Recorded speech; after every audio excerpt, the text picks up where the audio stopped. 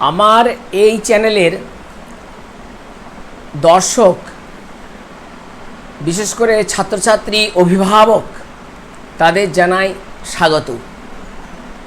আজকে আমরা একটি ভিডিও প্রকাশ করতে চলেছি। এই ভিডিওটির বিষয়বস্তু দ্বাদশ শ্রেণীর বাংলা বিষয়ের একটি কবিতা। কবিতাটির নাম অন্ধকার লেখাগুচ্ছ 14। কবির নাম শ্রীজাত। কবিতাটির রচনাকাল 2015 সাল। মূল কাব্যগ্রন্থের নাম এবং কবিতাটির শিরোনাম একই, অর্থাৎ অন্ধকার লেখাগুচ্ছ। এই কাব্যগ্রন্থে মোট কবিতার সংখ্যা আছে 43টি।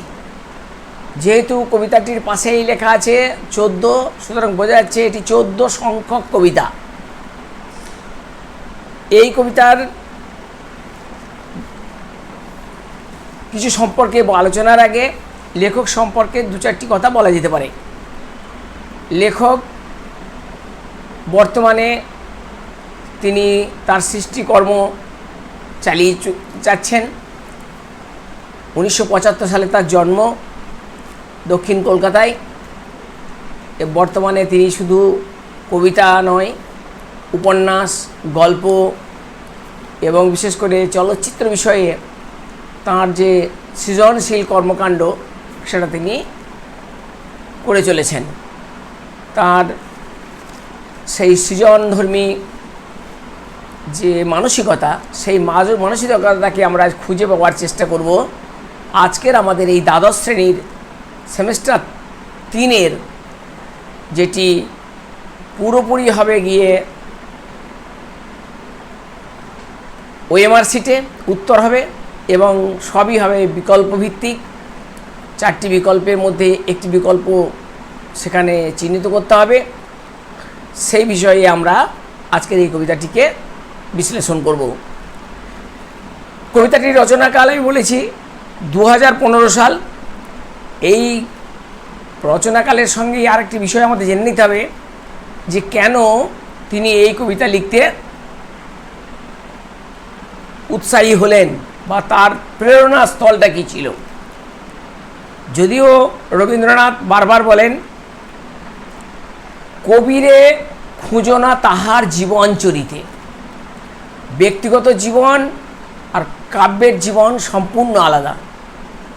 এখন সেই কাব্যের জীবনের সঙ্গে কবির জীবনেরও মাঝে মাঝে একটা মিল লক্ষ্য করা যায়। তা সেক্ষেত্রেই দেখা যাচ্ছে যে 2015 সালে ঢাকা, যেটি বাংলাদেশের রাজধানী, তার প্রকাশ্য রাস্তায় একজন মুক্তমনা প্রবাসী, যুক্তরাষ্ট্রের প্রবাসী অভিজিৎ রায়কে জিহাদিরা হত্যা করে। কারণ কি? তার মুখ দিয়ে যাতে সত্য কথা প্রকাশ না পায়। ধর্ম সম্পর্কে মানুষের যে ধ্যান ধারণা, বিশেষ করে যারা অশিক্ষিত মানুষ, তাদের সঙ্গে শিক্ষিত মানুষ বা মননশীল মানুষের একটা পার্থক্য আছে। ধর্ম শব্দের অর্থ কী?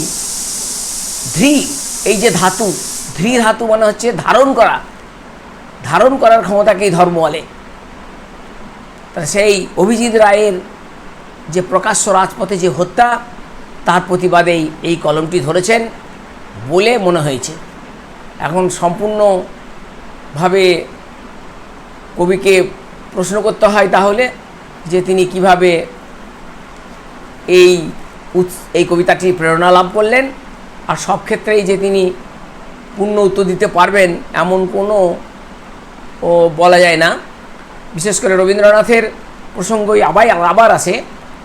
যখন বিশ্বভারতী বিশ্ববিদ্যালয় এবং বিশ্বভারতী যে প্রকাশনী সংস্থা রবীন্দ্রনাথের সমস্ত গ্রন্থের যখন প্রকাশনার ব্যবস্থা করেন, তখন রবীন্দ্রনাথের কিন্তু অনেকটা বয়স হয়ে গেছে। তখন বিশ্বভারতী তাকে অনুরোধ করেছিলেন যে প্রত্যেকটি গ্রন্থের তিনি যেন একটু ভূমিকা লিখে ফেলেন। আর এই ভূমিকা বলতেই এটাই বোঝায় যে তার উৎস। রবীন্দ্রনাথ প্রায় সব গ্রন্থেরই ভূমিকা লেখার চেষ্টা করেছেন, কিন্তু তিনি মাঝে মাঝে যে সবটাই তিনি সঠিক লিখতে পেরেছেন এ কথা তিনিও বলতে পারেননি। সুতরাং আমরা যে কবিতাটা পেয়েছি তারই বিশ্লেষণ করাটাই আমাদের কাছে বিধেয়। এই কবিতায় তাহলে মূল যে আলম্বন বিভাব, যদি আমরা আলংকারিকভাবে এই কবিতাটিকে বিশ্লেষণ করি তাহলে আমরা জানি যে আমরা যে রসসাহিত্য, সে রসসাহিত্য অনুযায়ী বিভাব, অনুভাব এবং ব্যভিচারী ভাবের সংযোগে রস নিষ্পত্তি হয়।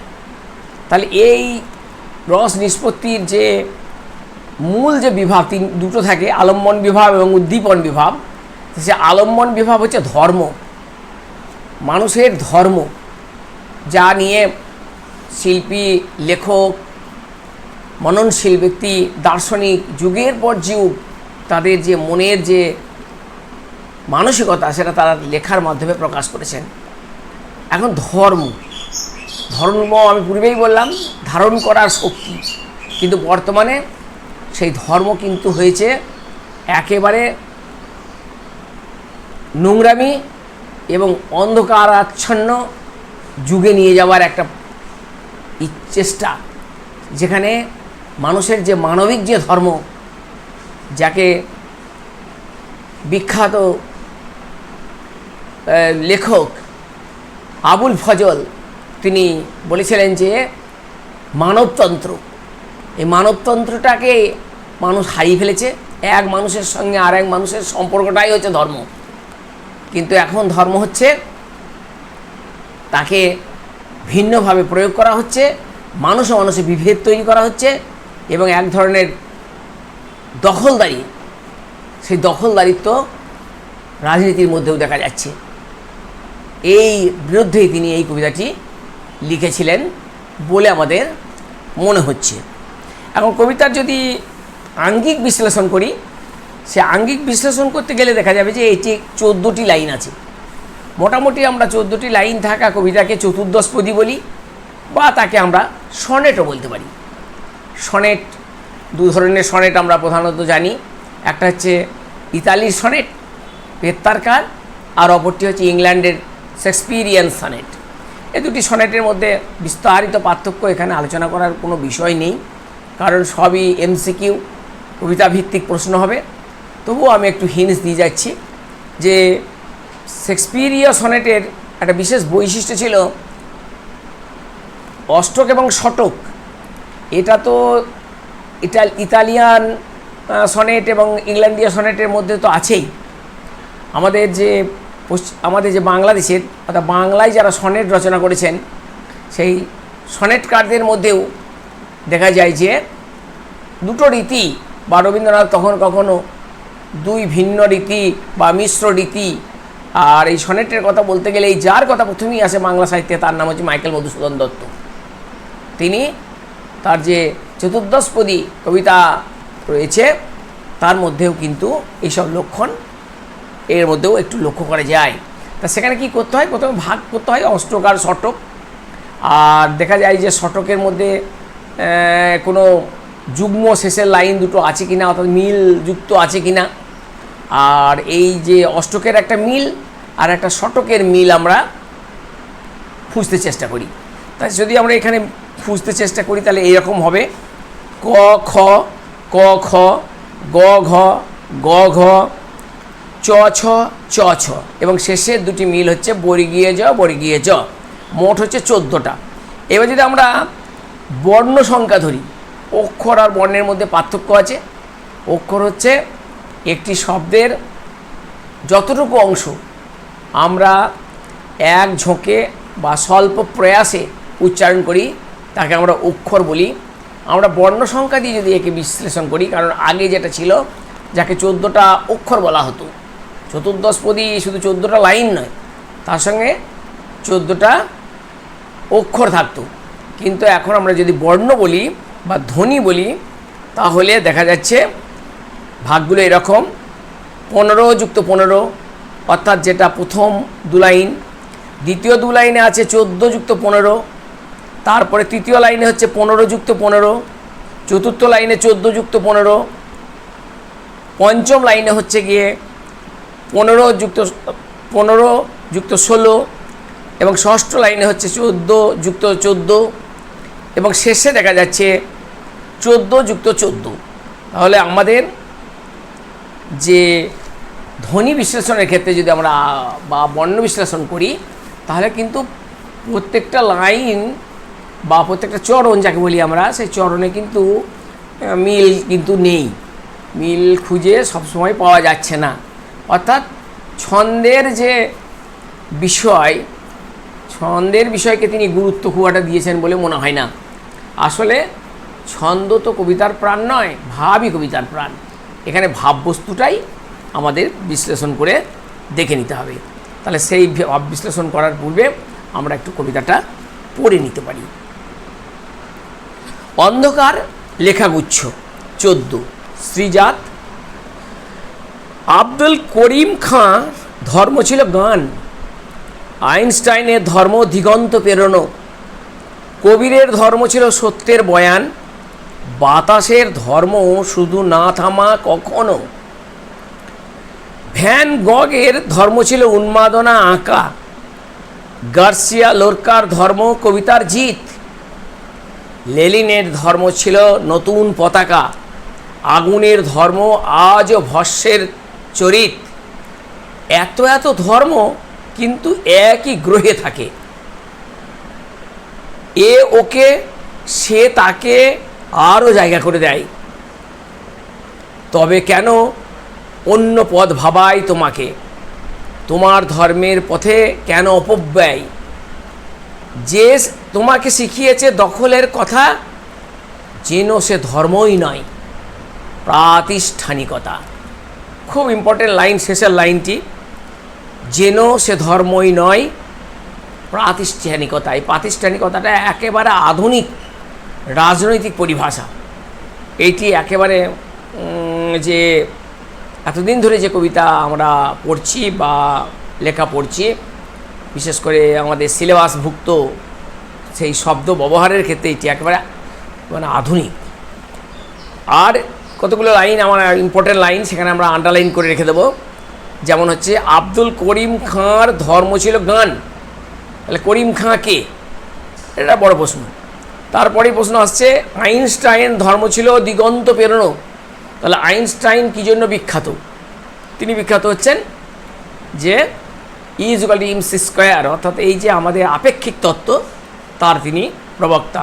আর আব্দুল করিম খান তিনি হচ্ছেন একজন সঙ্গীতকার এবং বিভিন্ন বাদ্য তিনি স্বচ্ছন্দে বাজাতে পারতেন। কবির হচ্ছেন একজন সুফি ধর্মবাদী। এরপরেরটাও হবে কবিরের ধর্ম ছিল সত্যের বয়ান। এটিও ভেরি ইম্পর্টেন্ট, কারণ এখানে এই যে কতগুলো লোকের নাম আছে, সেই লোকগুলোর নামের ক্ষেত্রে প্রত্যেকটা লাইনেরই কিন্তু গুরুত্ব আছে। তাহলে কবির হচ্ছে ভক্তিবাদী একজন দার্শনিক, তিনি সমস্ত ধর্মের মানুষকে এক বলে ভাবতেন। এরপর আছে ভ্যান গগের ধর্ম ছিল উন্মাদনা আঁকা। ভ্যান গগকে তিনি একজন ডাচ, তিনি একজন হচ্ছে গিয়ে পেন্টার, এবং তার বিখ্যাত একটি পেন্টের নাম হচ্ছে ক্রো ইন দ্য হুইট ফিল্ড। অর্থাৎ তার রঙের মধ্যে একটা বিশেষ উজ্জ্বলতা লক্ষ্য করা যায়। এই বিখ্যাত যে অঙ্কন শিল্পী, তিনি কি করেছেন, তার যে ধর্ম সেটা তিনি ওই আঁকার মধ্যে দিয়ে প্রকাশ করেছেন। গার্সিয়া লোরকার ধর্ম কবিতার জিত।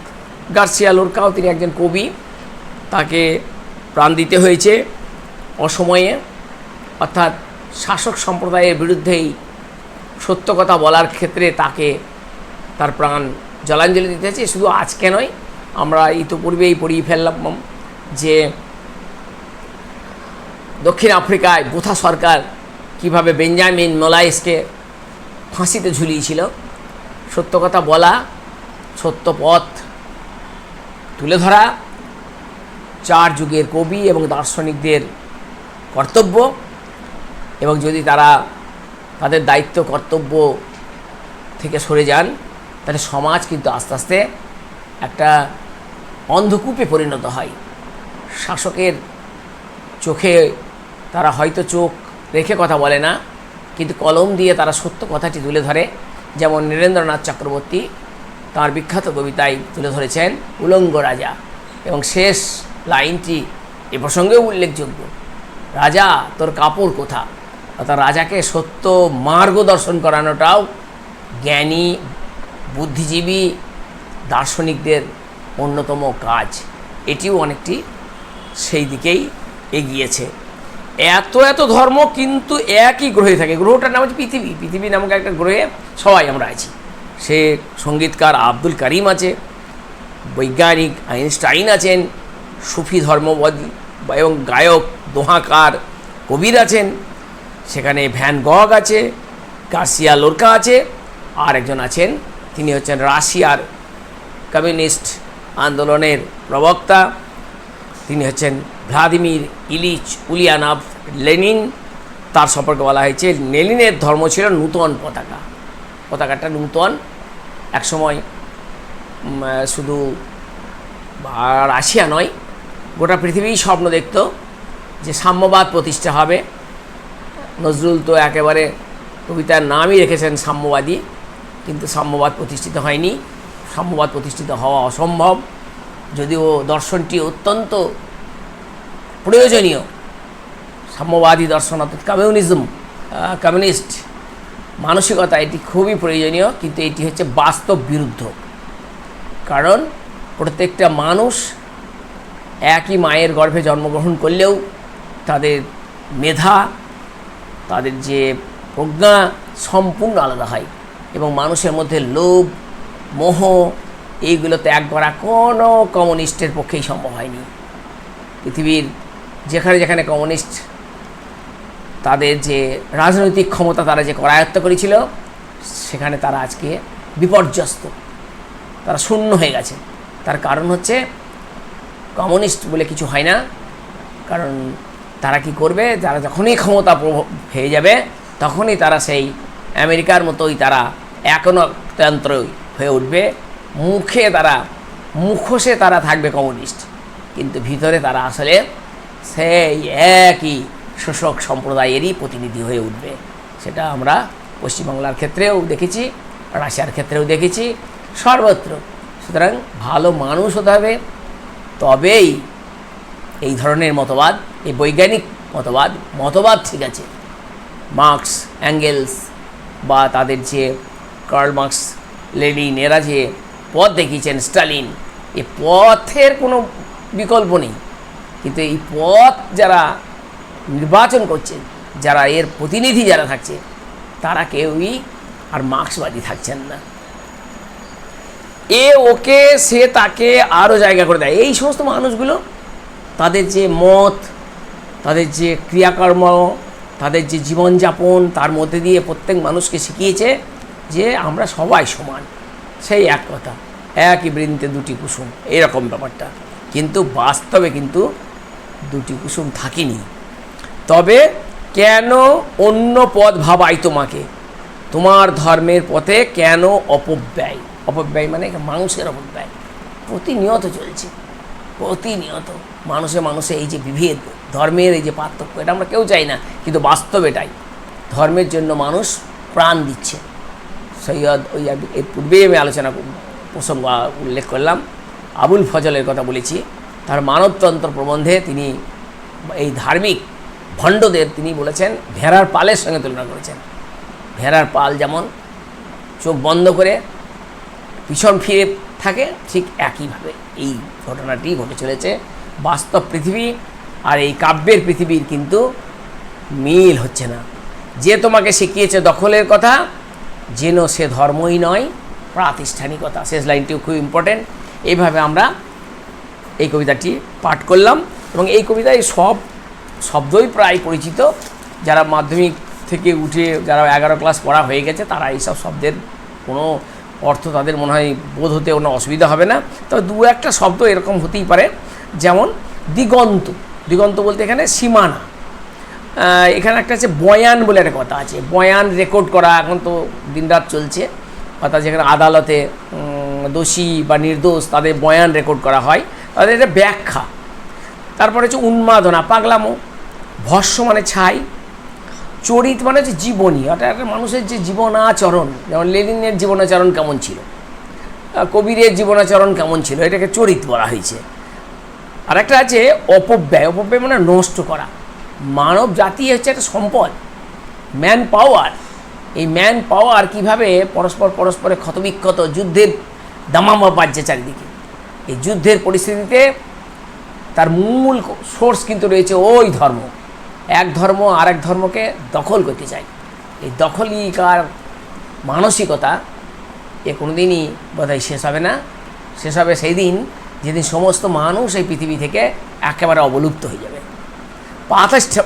প্রাতিষ্ঠানিকতা, এটা একটা দলতন্ত্র। এটা রাজনৈতিক দলের ক্ষেত্রে এটা বেশি প্রযোজ্য, ধর্মের ক্ষেত্রে হয়তো আছে। আর এই প্রসঙ্গেও আরেকটি কবিতার আমাদের মনে পড়ে, সেটি হচ্ছে রাস্তা কারো একার নয়। সেই রাস্তা কারো একার নয় একটা সময়ে ধর্মকে প্রাধান্য দিয়েছিল মানুষ, যে ধর্ম মানুষের উপকার করবে, অর্থাৎ সব মানুষকে একত্রিত করে রাখবে, সেখান থেকে মানুষের উন্নতি হবে। কিন্তু সেই ধর্ম বাদ গেছে এবং শেষ পর্যন্ত ধর্ম থেকে বেরিয়ে এসে মানুষ বিজ্ঞানের উপরে তারা কি করেছিল না আস্থা স্থাপন করেছিল। কিন্তু বিজ্ঞানও এমন একটা জায়গায় গেল, সেও মানুষের এই যে ভালোবাসা, আশা, আকাঙ্ক্ষা এগুলো বাদ দিয়ে তারা মারণ অস্ত্র তৈরি করতে লাগলো এবং ফলে সেইটাও আমাদের পরিবর্তিত হতে হলো। এবং সব থেকে শেষ পর্যন্ত এই যে পৃথিবীর যে নানা রঙের মানুষ, বিশেষ করে 3 রং, অর্থাৎ সাদা, তামাটে এবং কালো, এই সব মানুষের মনের মধ্যে যে আবেগ, তাকে ভালোবাসতে গেলে দরকার যেটা সেটা ভালোবাসা, প্রেম, প্রণয়। এইগুলো বাদ দিলে সে ধর্মকেও যেমন মানুষ ত্যাগ করেছে, বিজ্ঞানকে যেমন ত্যাগ করেছে, সব ত্যাগ করবে। কিন্তু মানুষের সঙ্গে মানুষের যে মিল, এই মিলের জন্যই বোধহয় এই কবিতাটি তিনি রচনা করেছেন। আমরা এবার একে প্রশ্নের মধ্যে চলে যাব। প্রশ্ন জানি আমরা কত রকমের প্রশ্ন হয়। প্রশ্নগুলো হবে সবই তো মাল্টিপল চয়েস, অর্থাৎ বিকল্প থাকবে 4টি করে, তার মধ্যে একটিকে চয়েস করতে হবে। এবং তৃতীয় যে সেমিস্টার, এই সেমিস্টারে যে ওএমআর সিট, সেখানে ওই ABCD থাকবে, তার মধ্যে একটিকে ওই গোল্লা করে দিতে হবে, অর্থাৎ কালি দিয়ে ভরে দিতে হবে। তা প্রথম প্রশ্ন হচ্ছে বহু বিকল্প, দ্বিতীয় হচ্ছে শূন্যস্থান পূরণ, তৃতীয় হচ্ছে ক্রম অনুযায়ী সাজাও, 4 হচ্ছে স্তম্ভ, 5 হচ্ছে বিবৃতি সম্পর্ক, 6 হচ্ছে কেস বেসড প্রশ্ন, আর 7 হচ্ছে গিয়ে ডায়াগ্রাম। এইভাবে 7 ধরনের প্রশ্ন হবে। আমরা 2-1টা উদাহরণ দিয়ে এই বিষয়গুলোকে দেখাবার চেষ্টা করছি। একটা প্রশ্ন এরকম, আব্দুল করিম খাঁ ছিলেন একজন প্রখ্যাত কি? 4টে অপশান দেওয়া হলো, বিজ্ঞানী, নৃত্যশিল্পী, কণ্ঠশিল্পী, চিত্রশিল্পী। অবশ্যই তিনি কণ্ঠশিল্পী। গার্সিয়া লোরকা বিখ্যাত ছিলেন যে জন্য? চিত্রকলা, বৈজ্ঞানিক আবিষ্কার, গান না চিত্রকলা? এখানে হচ্ছে গিয়ে কবিতা, এখানে হচ্ছে কবিতা। উন্মাদনা শব্দটির অর্থ হলো আনন্দিত, শান্তিভাব, দুঃখ প্রকাশ, উন্মত্ততা। এখানে হচ্ছে উন্মত্ততা। লেনিন জন্মেছিলেন কোন দেশে?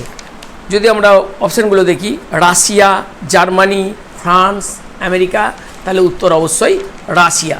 তিনি 1917 সালের যে রুশ বিপ্লব, সেই রুশ বিপ্লবের পরবর্তীকালে 1924 সাল পর্যন্ত, অর্থাৎ তার যিনি যতটা জীবনকাল ছিল সেই জীবনীকাল পর্যন্ত তিনি রাষ্ট্রপ্রধান ছিলেন রাশিয়ার। কমিউনিস্ট আন্দোলনের তিনি একজন প্রবক্তা এবং রাষ্ট্রনায়কও বটেন। এখন সংক্ষিপ্তভাবে যদি আমরা এই 4 জনের জীবনীটা একটু জেনে রাখা ভালো। এই কয়েকজনের, তার মধ্যে হচ্ছে আব্দুল করিম খাঁ 1872 থেকে 1937, অ্যালবার্ট আইনস্টাইন 1879 থেকে 1955, কবির 1398, এটা বাংলা সন, 1398 থেকে 1518, গার্সিয়া লোরকা 1898 থেকে 1936, ভ্যান গগ ডাচ যে চিত্রশিল্পী 1853 থেকে 1890, লেনিন 1870 থেকে 1924।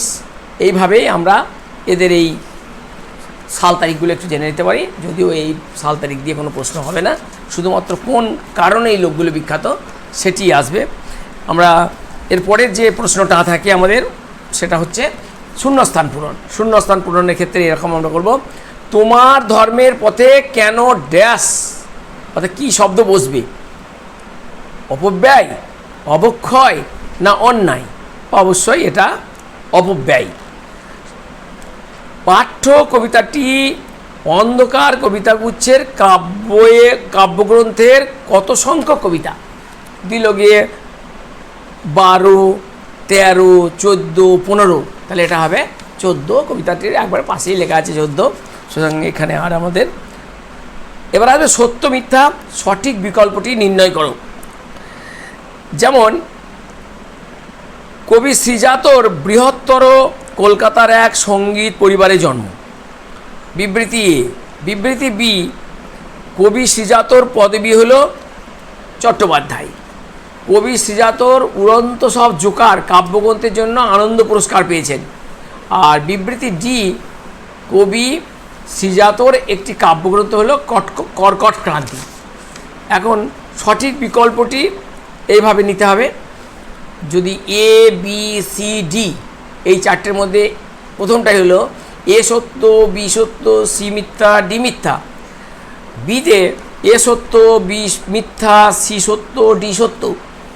সিতে এ সত্য, বি মিথ্যা, সি সত্য, ডি মিথ্যা। আর ডিতে এ মিথ্যা, বি মিথ্যা, সি সত্য, ডি সত্য। অবশ্যই এটা হচ্ছে সি, সি এর উত্তর। এবার বিবৃতি বা কারণধর্মী প্রশ্ন থেকে সঠিক বিকল্পটি তুলে নিয়ে আসতে হবে। যেমন একটি বিবৃতি হচ্ছে, আগুন সব কিছু নিভিয়ে দেয়, কারণ আর আগুনের ধর্ম আজও ভস্মের চরিত।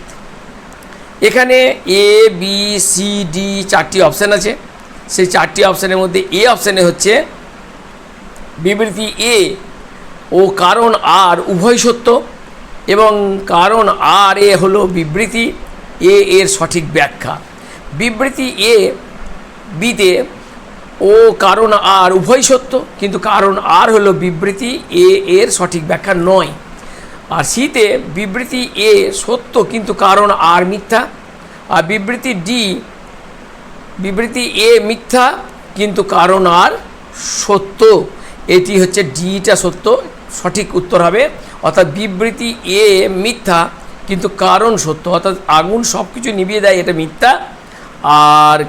আর সত্য, অর্থাৎ আগুনের ধর্ম হলো ভস্মের চরিত, অর্থাৎ সব কিছুকে সে ছাইয়ে পরিণত করে। বিষয়ভিত্তিক যদি প্রশ্নের সঠিক বিকল্প আমরা, অর্থাৎ কেস বেস প্রশ্ন থেকে আমরা একটা প্রশ্ন দেখি, তাহলে আমরা এই প্রশ্নটাও তুলে ধরতে পারি। সেটি হচ্ছে এরকম যে, যেন সে ধর্মই নয় প্রাতিষ্ঠানিকতা, এই সিদ্ধান্তের সঙ্গে অন্তর্গত মিল পাওয়া যায় কোন বক্তব্যটি? আইনস্টাইনের ধর্ম ছিল দিগন্ত পেরোনো, ভ্যান গগের ধর্ম ছিল উন্মাদনা আঁকা, আগুনের ধর্ম আজও ভস্মের চরিত, আর যে ধর্ম তোমাকে শিখিয়েছে দখলের কথা। অর্থাৎ অবশ্যই ডিটা হবে, অর্থাৎ যেন সে ধর্মই নয় প্রাতিষ্ঠানিকতা, এটা হচ্ছে ওই শেষ লাইনটি, যে ধর্ম তোমাকে শিখিয়েছে দখলের কথা। দখল করা যাবে না, দখলদারির ব্যাপারটা নয়। আর লাস্ট যেটা থাকে সেটা হচ্ছে ডায়াগ্রাম। ডায়াগ্রামের ক্ষেত্রে অর্থাৎ রেখাচিত্র দিয়ে যে চারটি অপশানে আসে, কোন রেখাচিত্রটি সঠিক বিকল্প নয়, এটা দুটোতেই হতে পারে, কোনটি সঠিক বিকল্প অথবা কোনটি সঠিক বিকল্প নয়। আমার প্রশ্ন হচ্ছে সঠিক বিকল্প নয়। যেমন হচ্ছে অন্ধকার কবিতাগুচ্ছ, উড়ন্ত সব জোকার, বৃক্ষ অনুবাদক আর মেঘ বদলের কাব্য, এই যে এ বি সি ডি। এবার অন্ধকার কবিতার গুচ্ছের মধ্যে হচ্ছে এটি কবিতা শ্রীজাত 2015, আর বিতে হচ্ছে উড়ন্ত সব জোকার কবিতা শ্রীজাত 2004, বৃক্ষ অনুবাদক কবিতা শ্রীজাত 2018, মেঘ বদলের কাব্য কবিতা শ্রীজাত 2020। এর উত্তর হচ্ছে অবশ্যই যে এ, অর্থাৎ এটা হচ্ছে সি, এটি হচ্ছে সি, অর্থাৎ বৃক্ষ অনুবাদক কবিতা শ্রীজাত 2018, এটি হচ্ছে উত্তর। এটি হচ্ছে সঠিক রেখাচিত্রের সঠিক বিকল্প নয়। আর সঠিক বিকল্প যদি এটা হতো তাহলে প্রথমটি হতো, অর্থাৎ কবিতা শ্রীজাত 2015। এইভাবে আমরা দ্বাদশ শ্রেণীর যে থার্ড সেমিস্টারের বাংলা বিষয়ের কবিতা অন্ধকার কবিতাগুচ্ছ শ্রীজাতর এর কবিতা প্রসঙ্গটি আমরা আলোচনা করলাম এবং এর কিভাবে উত্তরের যে কী ধরনের রূপরেখা হবে সে সম্পর্কে আলোচনা করলাম। এই আলোচনা এবং এই ভিডিওটি অবশ্যই খুবই ছাত্রছাত্রীদের পক্ষে উপযোগী হয়ে উঠবে। আর যাদের মনে হবে এই ভিডিও ভালো লাগলে কমেন্টস এবং তার সঙ্গে চ্যানেলটি সাবস্ক্রাইব করবে এই আশা করছি। তোমরা সকলে ভালো থাকবে।